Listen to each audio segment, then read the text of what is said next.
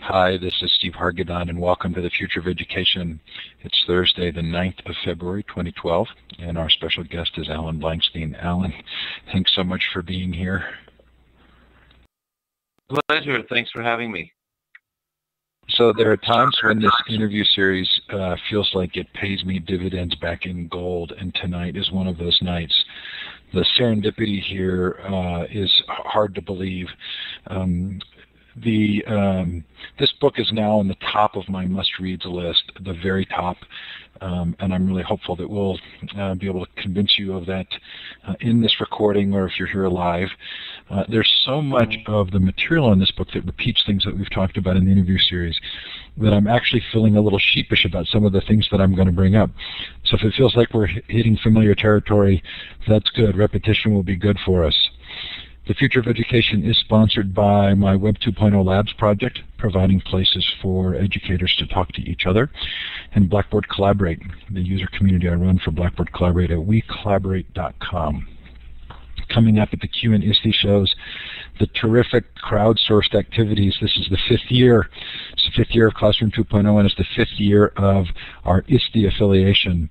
EduBloggerCon, the all-day unconference on Saturday, has been renamed. It's now Social EdCon.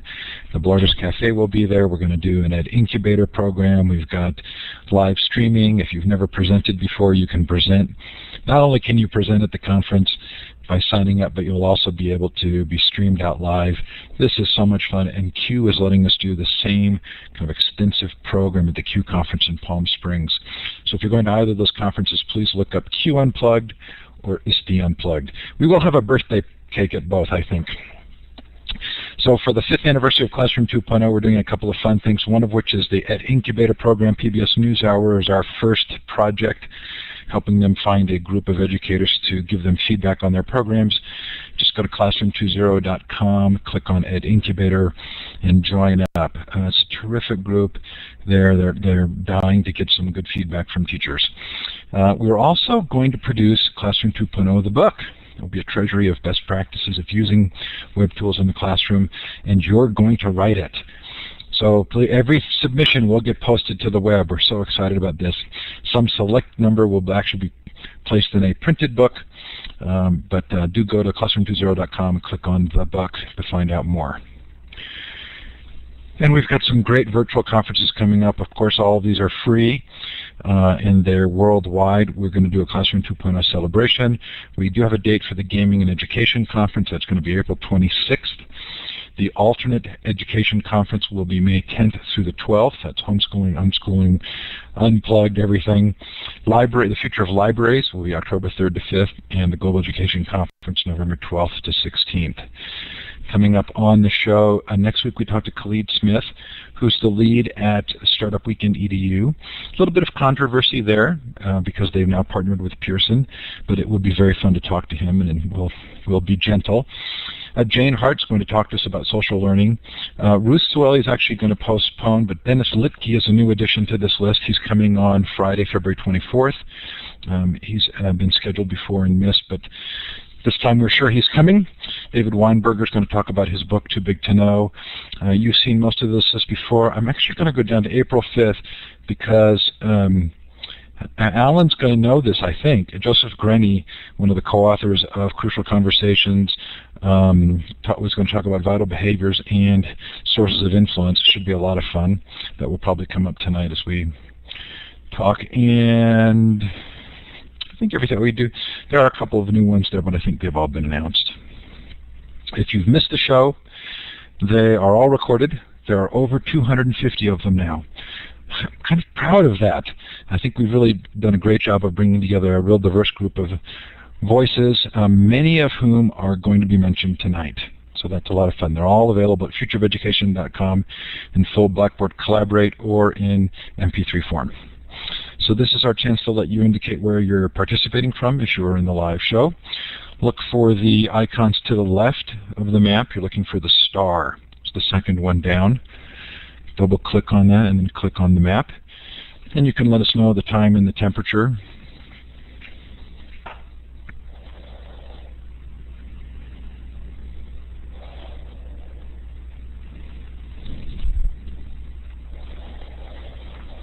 So it looks like Australia, somewhere in the Pacific Ocean. Is it Guam? Oh, that's Thomas, yes. Welcome, Thomas.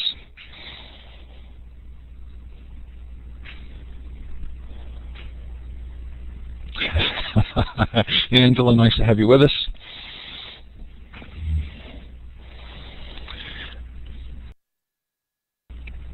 Wherever you're participating from, or if you're listening to the recording, we sure do appreciate your taking the time to do so. You'll be well rewarded tonight. So Alan, Peter Block, Deming, Sengi, Bandura, Linda Darling-Hammond, Finland, Tony Wagner, the Dufours, Positive Deviance and Vital Behaviors. I've been doing this show for 5 years now, and I'm intrigued at how many connections you and I have on this topic, and yet we've never connected before. And I'm wondering if that tells us something about the educational technology world and a need that there might be to bridge with more traditional education reform ideas. I'm sorry, was that a question? Well, yeah, the question is does it tell us anything? That there is a need for more technology to connect us? I think the interesting piece for me was to realize that there have been discussions going on that I was completely unaware of, and that they're incredibly related to the kinds of things that we've been talking about, but there hasn't been a good bridging of the ed tech world with those conversations. Well, you know, even the tech world itself isn't one world. It's splintered, and there are many, many technologies. The one that I'm using right now is new to me.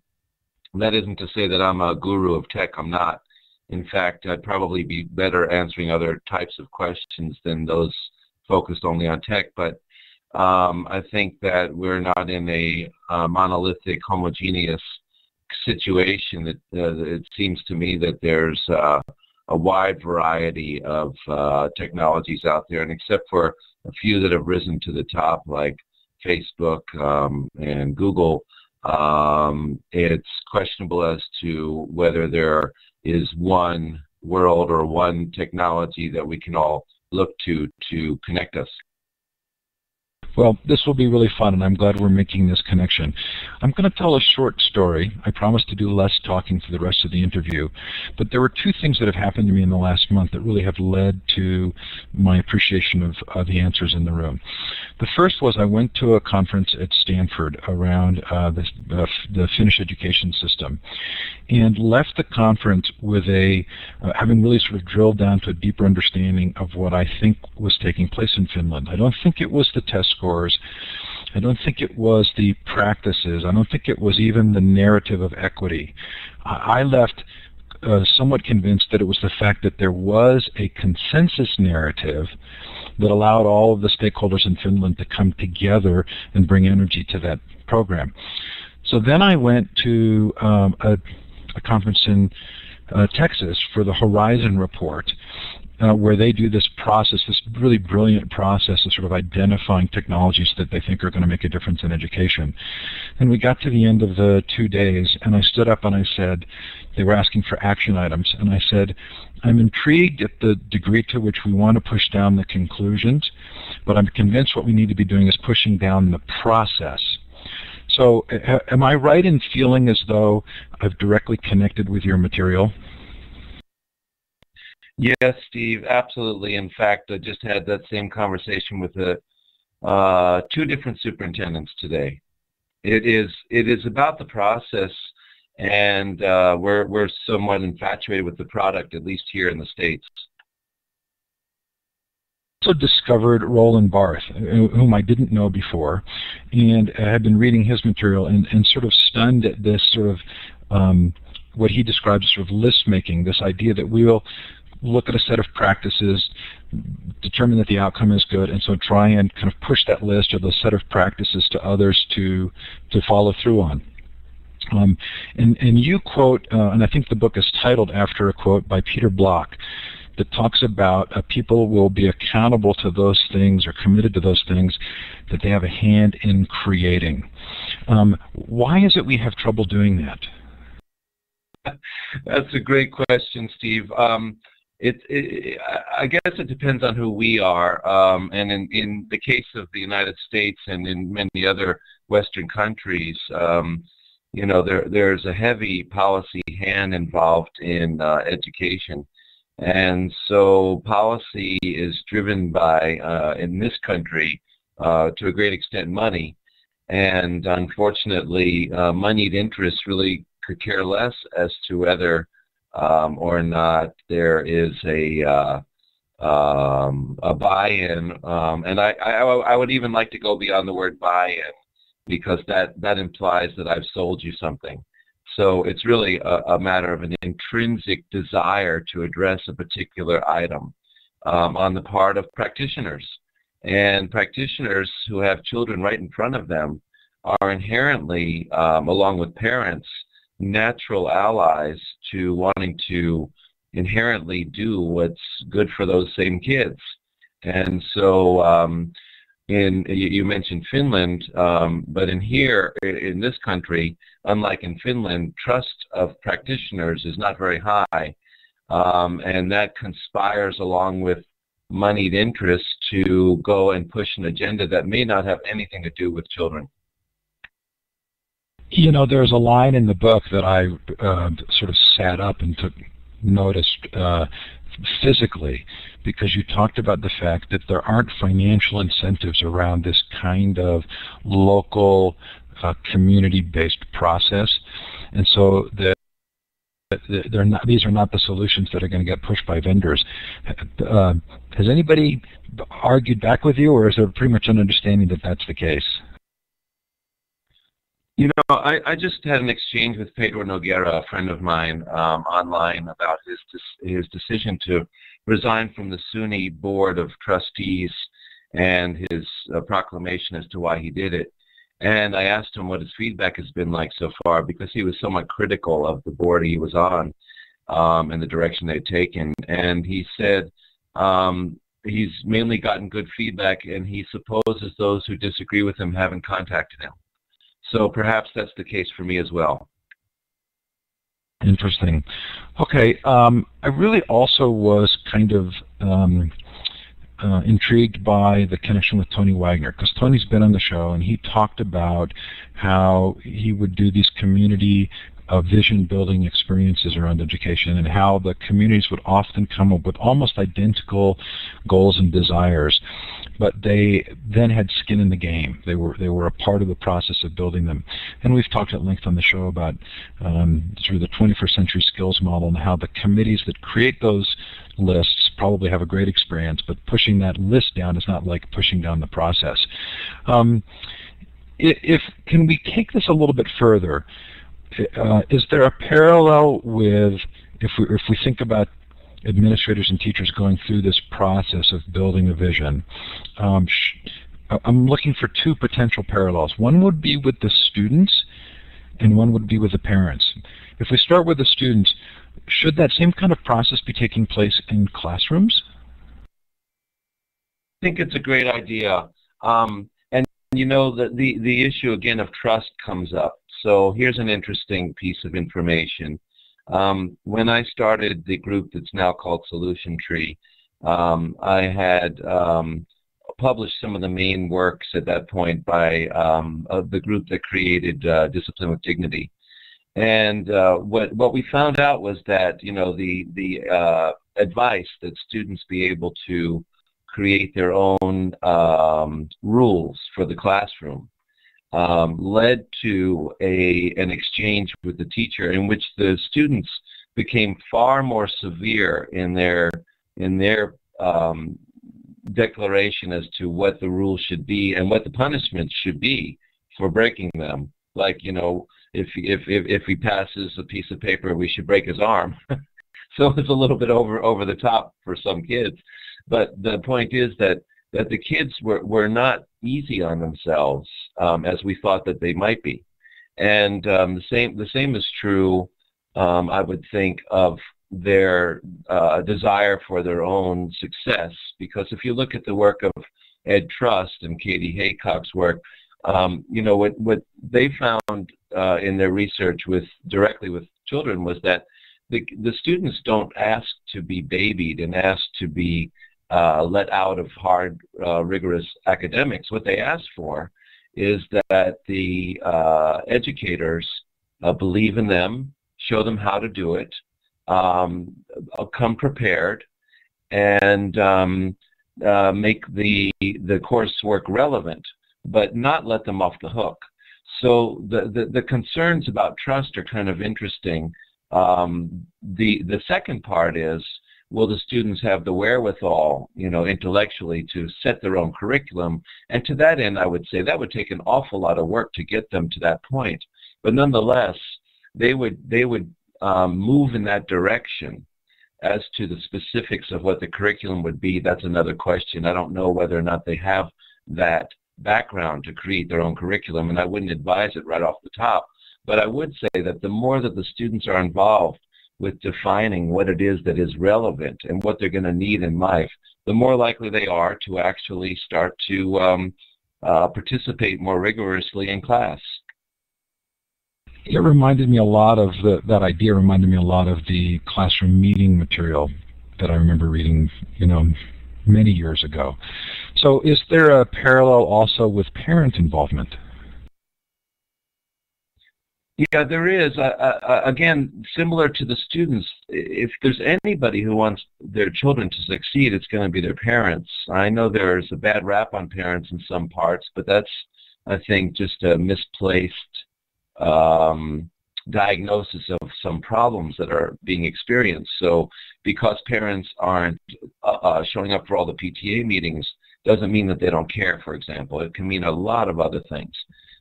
So I hold that parents are probably the most staunch advocates of their own children and their own children's well-being and success in life.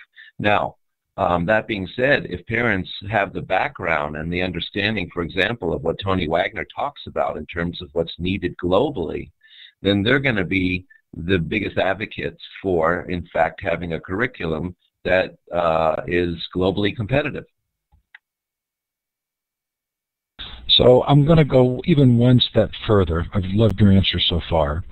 But we're looking at this at a very local level. Is there a parallel then even at a higher level with the larger education reform movement? And how would you translate these concepts into ideas around policy? Well, in terms of content, Common Core in America has already been created for 2 subject areas. In other parts of the world, there are equivalents.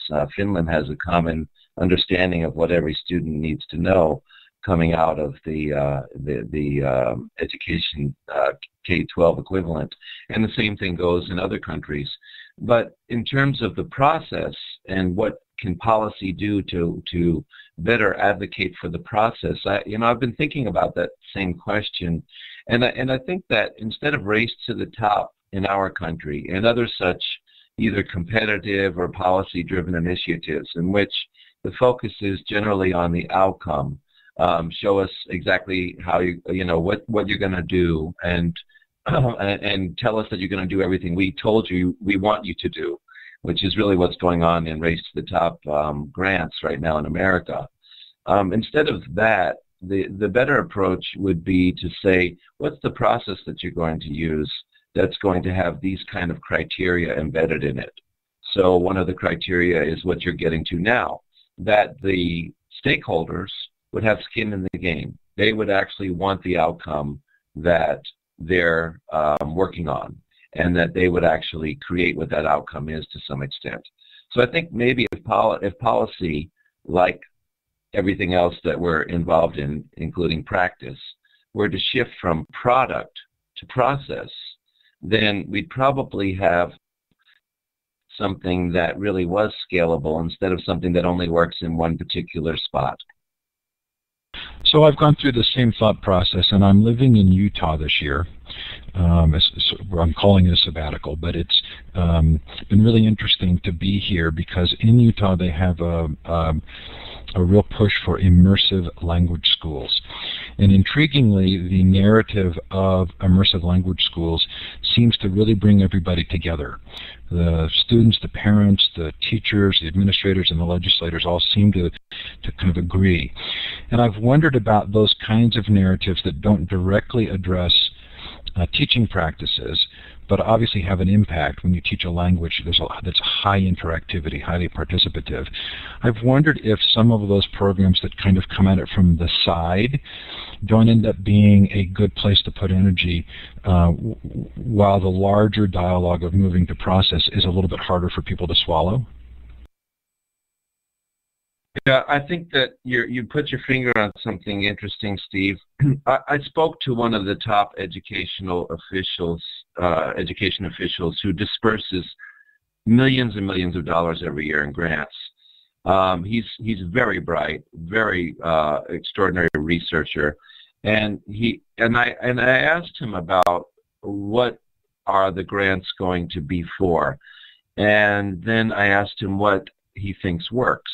And the answer was two different things. He said that he thought that,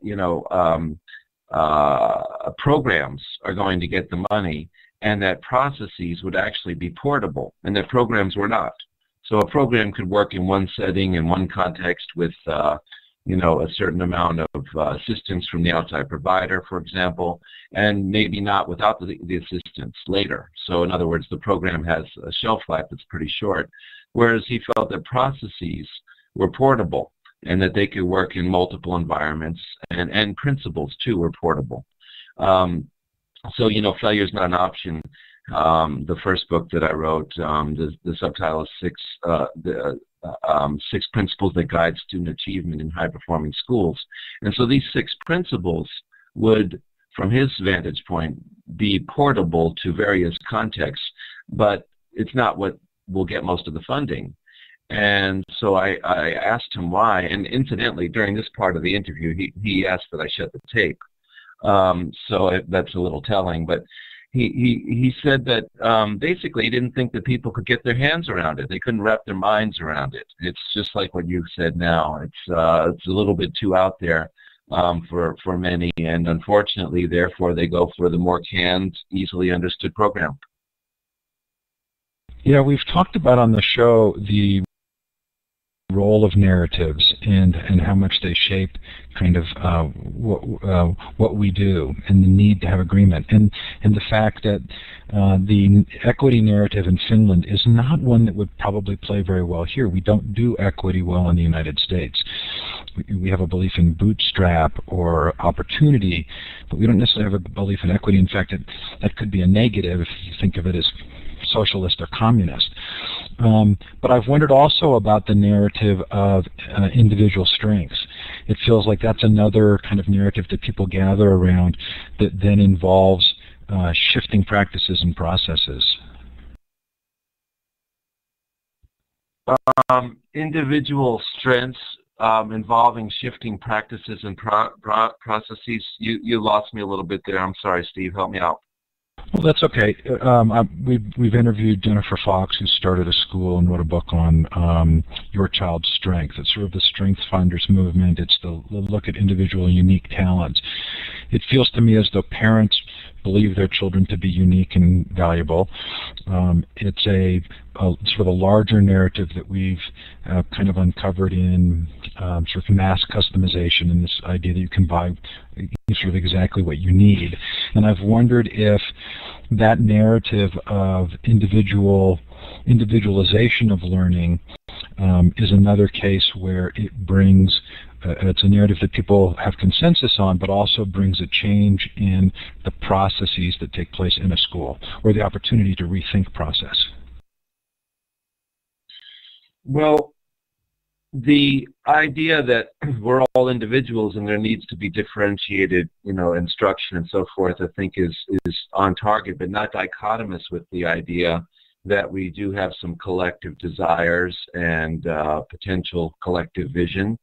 and there are a lot of commonalities between us that, we're 99% the same, biologically speaking. So both are true. They coexist, and I think both can be catered to. Obviously, without common mission, vision, values, and goals, for example, which is the first principle in the book I mentioned earlier, Failure is Not an Option, it's hard to run an organization. If everybody has different mission, vision, values, and goals, then you're all running in different directions. And similarly, within the classroom, there has to be some common basis for where the classroom is going. Now, as to how all the students learn and how who gets there first and so on and so forth, that's something that needs to be tended to on a different level. But the other part of that is that it doesn't have to be tended to as individual, isolated students. It can be tended to on an individual level just as well in community. In other words, one learning style and another learning style can be accommodated within a cooperative learning setting. And in fact, it's very much bolstered in most cases when you can create a cooperative learning situation. Let's say that you want to determine,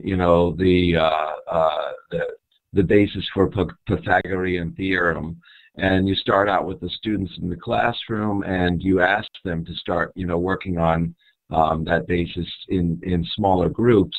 Now, different students are going to have different levels of connection to that and aptitude to, respond to the question at hand, but they're all going to learn from one another within those groups. And ultimately, I think from our standpoint as a society and as a school and as a teacher, that's what we want. We want them to learn from one another. We want them all to succeed. I think the other part of what you're talking about is a more pernicious aspect of the challenge, and that is that there is in our society also a desire that a whole lot of people fail and that there be a winner. And that is problematic for education. When that starts to become an operating principle for a school or for a system or for a school system, then you've got a new challenge, and that's one that I think we need to address as we're talking through what is the meaning of school, what's the purpose of learning, and so forth. Yeah, I actually had this conversation with Linda Darling Hammond, whom I know you are well familiar with, but about how our narrative is competing interests. Our economic, political, and legal systems are based on this idea of competing interests, and it's very different than a narrative around equity. So I want to quickly get, there's more than we were going to have time to do here, but I wanted to get to a Deming. Because Bloch's quote was basically the wisdom to solve the problem is in the room. And I've loved Deming for a couple of decades now, and again was delighted to see such a focus on him. My sort of simple take on Deming would be that his response was, don't blame the worker. Look at the system, then teach the worker about the system and how the worker can help improve the system. Is that a fair description of what you learned from Deming? It certainly is a big part of what I learned from him. Tell me what I missed. Well, so he had 14 points that he thought were, that were the Deming principles. And so, for example, point number 8 was drive out fear. So those things in some ways supported what you just said, but they also supported other parts of the system. So, another one was to basically have a common, vision and mission of what you're trying to do, a common aim. Another one, incidentally, was not to use numeric goals. And I think he named it arbitrary numeric goals. So those things support what you said, and they're interactive with it, and they also, in some cases, have a life of their own beyond it. But yes, that's a huge point, is that this is a system that everyone is working on, and if you're a leader within the system, your job is to understand a few things. One is variation, and the fact that there's some people who are going to do better than others. That's just what happens when you have any number of people, any number of items. There's natural variation, and that's called common cause. And then there's exceptional causes for the variation. Now, the common cause variation is within a given range, and your job as leader is basically to take that common cause of variation and live with it, try to narrow it wherever possible, but move the whole system towards the ultimate goal. So don't focus too much on changing common cause of variation. Just move the whole system towards excellence. The special cause of variation is the outliers at the very high end or the low end of that variation. And your job as leader then is to find out why they're outliers. For the bottom end, for the ones who are doing outside of the norm, what can you do to get them back into the system? For the top end, what can you do to make that extraordinary performance the norm for the rest of the system? How can you get everybody else up to that exceptional cause of variation? And you have to ask what it is that made that happen and find out the method that was used and see if that method could be normalized to the whole system. So you're going to love the fact that I owned a small computer company and did this as we had an outsourced project that we worked on for Hewlett-Packard. We had a team of employees inside one of their facilities running a process. And we were deeply into Deming at the time. We had an hour each week in which they would read a book together and talk about it, and then an hour for talking about process improvement. And then we had a measurement system which was entirely transparent, and we gave the group incentive to work together to figure out why those top performers were doing well and how to transfer that knowledge and all the like. Now, the intriguing end of that story was that Hewlett-Packard came to us and said, you can no longer hold those meetings because it looks like your team is not working to the rest of the employees in the building. Do you see similar kinds of responses in the education world to this kind of Deming-like activity? You know, Steve, I think that what happens is that first of all, what Deming did, and I worked with him for a while. I mean, I was just a kid, but I was really excited and eager, and he took me under his wing, and he let me bring him into the educational arena.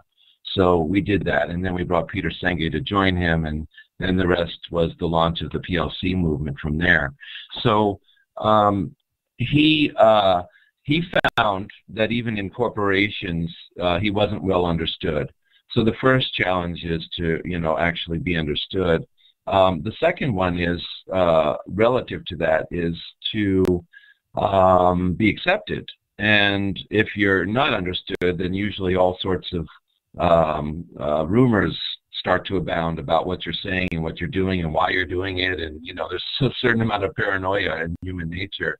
And then, if you are understood, then, there's another whole layer of things to do, like actually implement what is being, understood, do it in a way that's collaborative, and so on and so forth. So I think that it's very challenging to do something that's particularly innovative and new, which is what he brought to the table. And that all kinds of things do occur in any event to make it hard for such a new idea to enter an older culture. And that included not only schools. So I would say yes to your question about schools, but yes to your question about corporations too, where Deming had focused most of his life and where he felt he hadn't achieved much. Yeah, I'm not sure if you called it out specifically in the book, but it did feel like there was a parallel of the made in America but used widely elsewhere. Deming, Positivedeviance, research on learning. Is that kind of a theme for you? Yeah, sadly it is. Sadly it is. And some of the people I interviewed from abroad agreed that we do some of the best R&D in this country of anywhere in the world, but that we're not even using our own R&D. Yeah, that story actually came out quite a bit at Stanford in this conference with the Finnish people. They were very good. They were very quick to give credit to the research done in the United States for the practices that they were following. Okay, so tell us a little bit about what positive deviance is. So briefly, and if you want more, I could tell you the story behind it that parallels our story, ours being the Hope Foundation and the work that we've done around this concept without even knowing that the concept existed. We just developed it out of the Deming work. But the idea is that in any situation, there's an outlier that's doing better than everybody else, even with the same resources. So, for example, if you go to a situation that's struck by malnutrition, as was the case in Vietnam and that I described in the book, there are still going to be some people who are doing far better and perhaps aren't even malnourished. And so the idea of positive deviance is that there is a positive deviant that you can learn from and use to it's kind of like what I was saying about the outlier with Deming. You can use to kind of leverage to bring the whole system up towards that same deviation. Well, I went to a training a couple of months ago that I've talked about on the show at a company called VitalSmarts. We have a daughter doing a humanitarian program, and they were helping to train the humanitarian workers. And this is the bestsellers, Change Anything, and Crucial Conversations, and they talk a lot about positive deviance and vital behaviors. I left that training feeling a little bit uncomfortable because it felt as though the idea was to identify the positive deviance and then take an action that was not necessarily transparent or community-driven. What I loved about your description of the book was this requirement that I think I read, that the community and the people actually have to find the solutions themselves once you help them identify the positive deviance, or need to help also identify the positive deviance. Yes, that's right.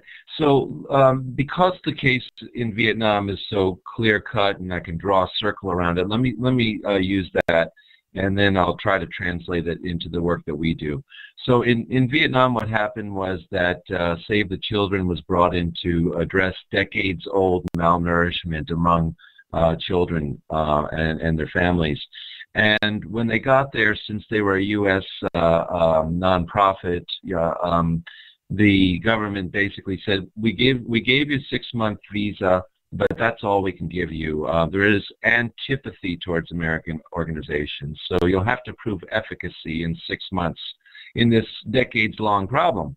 So they drew from the positive deviance. Jerry Sternin and his team basically found in talking with the locals that there were some outliers that weren't starving. And within a short time frame, they found out what those outliers were doing. And so in order to do that, they had to get the people who were the locals and who were being trained as researchers in this project to stop looking at what they already knew and saying, well, we already do that. Well, we already know that. And start looking for what they didn't know and what they didn't expect, which is kind of like what we do in our field when we do this. It's like more like a treasure hunt than a witch hunt. And so when they found what they were doing, it didn't take long. It took a couple of months, so they still had 4 months left. So in other words, the easy part was finding the positive deviance. In this particular case, they had used small shrimp that they found in the rice paddies, and they fed it to their kids. They fed their kids 5 times a day as opposed to 2 times a day like all the others. They fed them even when they had diarrhea.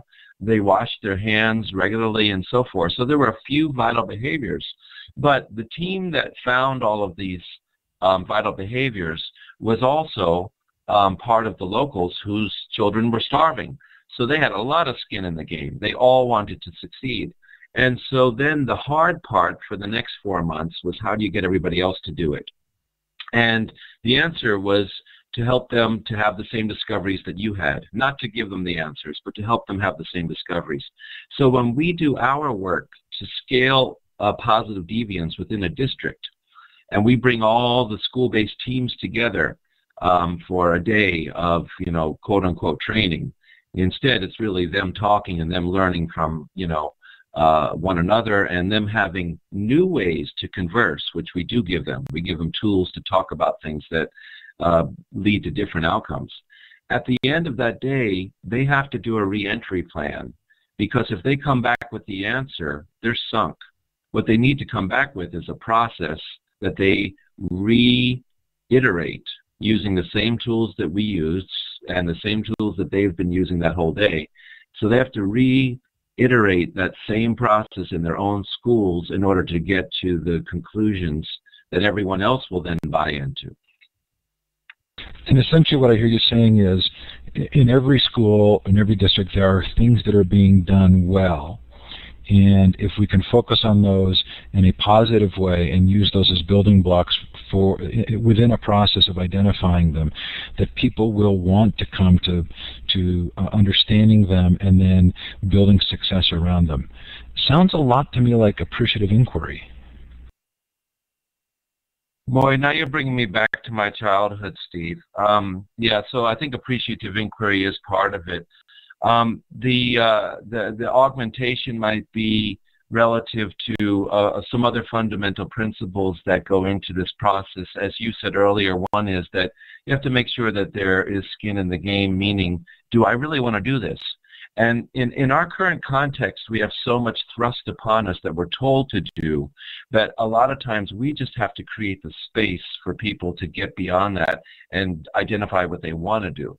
And it's surprising how there is overlap. And it's also surprising that when there isn't, sometimes, just like with the example I gave about children being tougher on themselves when it comes to developing disciplinary rules, sometimes and often what happens is that the practitioners actually want to do more and better than what minimum standards are requiring of them.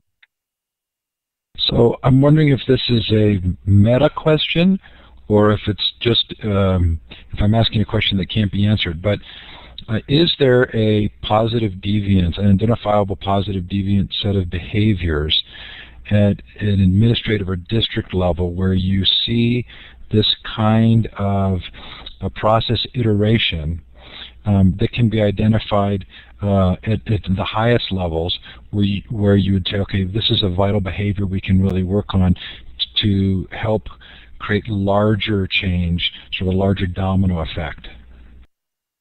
Yeah, another great question, Steve. So let me give you an example of that in action. So we're in the Mansfield Public Schools. We've been there for a couple of years, and we've just kind of completed the work. That's in Texas. 40 schools. And in fact, right now we're in Fort Wayne, too, and we started with 6. As the beta test proceeded, they decided to go with all 53. In both cases, but I'll turn to Mansfield. What happens is that there's an infrastructure. Over the course of a couple of years, they developed this tight infrastructure for disseminating the information, plus a culture that wants to learn aggressively and actively. So in one of the schools, is the Worley Middle School in Mansfield, they had discipline issues that led to 2,000 incidents of in and out of school suspensions per year. In the first year of finding vital behaviors and spreading them, they had cut that to 1,000, and in the second year to 100. So here's how it worked. First of all, they were all part of our Courageous Leadership Academy, so they were all learning about these processes we're now discussing. Secondly, in that process, they also became very comfortable with learning walks, and they had defined their own desired outcomes of a learning walk. So the teachers and the leadership teams developed rubrics that they wanted to use in their own learning walks, and processes for giving feedback that were not problematic for the school culture and the trust. In fact, they augmented the school culture and the trust. So they had a means to give feedback after these learning walks. So when they decided themselves that they wanted to hone in on the issue of discipline, they went, certain teams went to see those teachers who were succeeding with the same students everyone else was sending to the principal's office. They found what they were doing. A few vital behavior issues like instead of calling a kid out from across the room, they'd come up to them closely and say, "Johnny, I see you're playing with your paper clips and rubber bands, and it seems like maybe something's problematic. Do you understand the lesson? Is this a problem?" And often it was the problem, that they had a problem with the lesson. They didn't understand it. So the teacher would tend to that. And there were other behaviors too. But once they got these behaviors and they found out what led to excellence, they could quickly disseminate it because they had already put the wheels under the car, so to speak, and they had already had an infrastructure and a culture that supported spreading positive deviance. And that's how they went from 2,000 incidents to 100 incidents within 2 years. I love that story in the book, and I actually thought of several places in my own life where I could use that example. Is it too simplistic to say that leaders who think about iterating process are more likely to have this kind of an environment in their larger institutions? Yeah, it's hard to say. Because there are other elements that come into play. And incidentally, you know, this whole district has changed its construct. So that story that I share with you was quickly spread to the rest of the district. They have a means by which to communicate that's highly effective for them, and it goes beyond the information. The means of communication goes into the relationships, the culture, the connection that people feel to one another, the trust that they've developed. You know, trust is like a conduit, you know, of electricity. You know, if you have certain conduits to move electricity forward like wood, it doesn't go very far.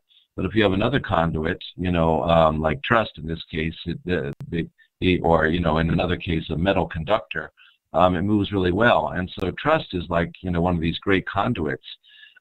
So I think back to your question, you know, the leader understanding the process and having that kind of mindset may not be all that's needed to create these great conduits like trust within an organization.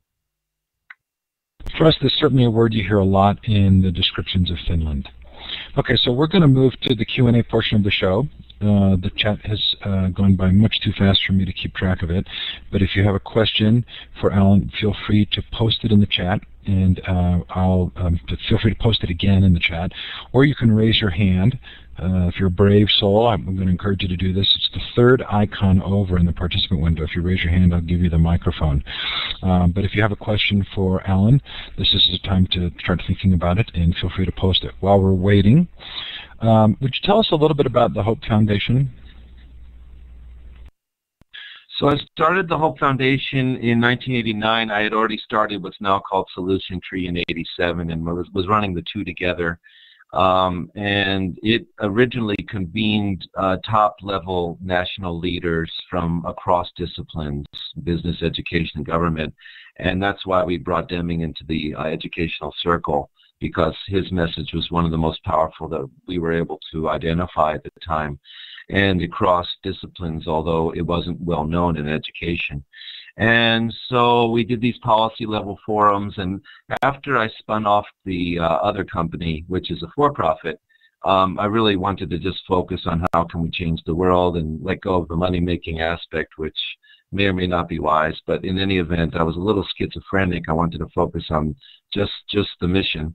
And so the work started to get drilled down. Now we've talked about it, we've disseminated information about it, let's do it. And that's what we spent the last more than a decade doing. And so we basically, while we do have books and DVDs and so forth, we also really get in there into the trenches and start to do two things. One is to scale excellence across an entire district or region, or in the case of South Africa, where my honorary chair, Archbishop Tutu, is, we did it in a province. And the second thing is turn around low-performing schools. So Julie asks, what have you found to be the most effective way for teachers to engage parents in their students' learning? I know they care, but need their involvement in the child's lives. Well, I think parents really want to be involved, and I guess it's just a matter of finding out what the obstacles to doing so are. And it's hard for me to determine from here. Again, I could talk about products and say, well, this school does that and that school does the other thing. You know, and there are a lot of them that are exciting, like they meet, you know, parents in McDonald's because they know that they tend to go there, or they meet them in church or whatever. But I think that the process part of my answer would be ask them. Okay, so if you have a question for Alan, please feel free to type it in the chat, or you can raise your hand. That's the third icon over. As we watch a lot of the reform dialogue conversations taking place now in the United States, I feel like a lot of it's sort of like if Hewlett-Packard were to stand up and say, we're making crummy printers because our employees are crummy. How do we help shift that larger national dialogue? Are you seeing people who are effective at creating a much more positive story than the blame game?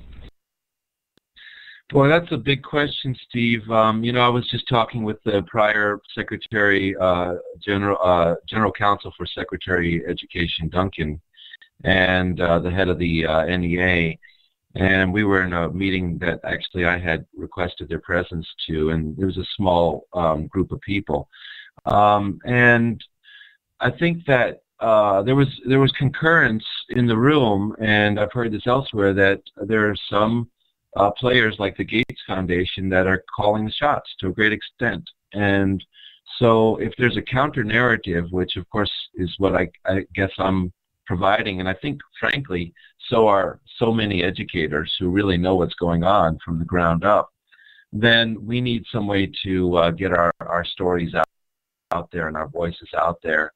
And so you're doing a great service this evening, and you know, there are other means by which to engage the community that we're starting to do, for example, and others listening to this can do as well. We're doing a series of conferences that will include within it a town hall, and the town hall will bring the larger community in around a question that community wants to address.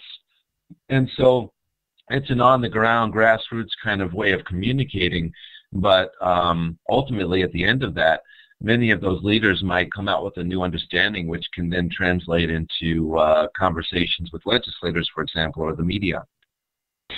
Could you imagine a way in which we could use this technology to do a kind of a worldwide event that allowed people to go through that process that you describe in the book of kind of the community building process? Could you do that on a large scale with having people meet locally and coming through this kind of a medium?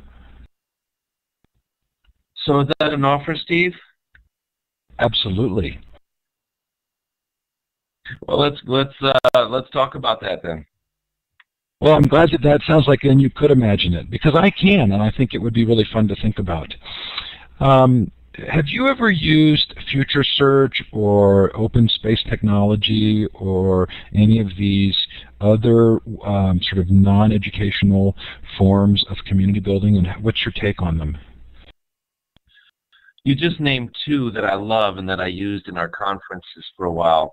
You know, boy, it's kind of refreshing to have this conversation because, as many of us know, the educational focus has narrowed to the lowest common denominators of basics and basic skills testing in our country, and in other countries too. You know, I can't bear all the blame here, but I think that it's been a narrowing of education. So yes, that's exactly what we did. In fact, the first conference that we put on under the Hope Foundation banner was called Rediscovering the Joy in Learning. And boy, who would ever want to attend anything that's joyous, right? But at the same time, if it's not, then what kind of child do you think is going to sit there for an entire day?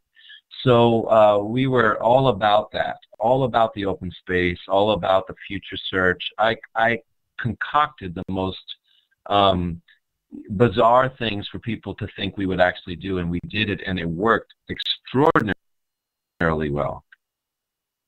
I'm really glad to hear that. One of the parallels, and again, if you have a question for Alan, please put it in the chat. I'm just moving forward because I haven't seen another question. If I've missed it, I hope you'll draw my attention to it. I noticed some real parallels in your material to the kind of work that has taken place for me in building online communities.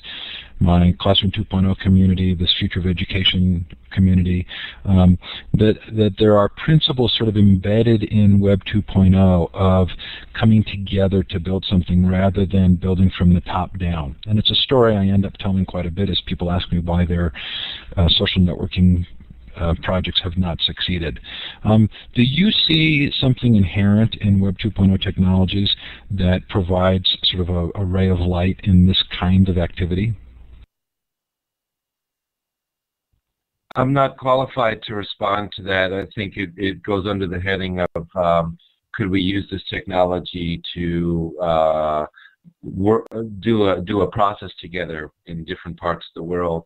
So I think for me anyway, in my experience, I need to know more in order to address that.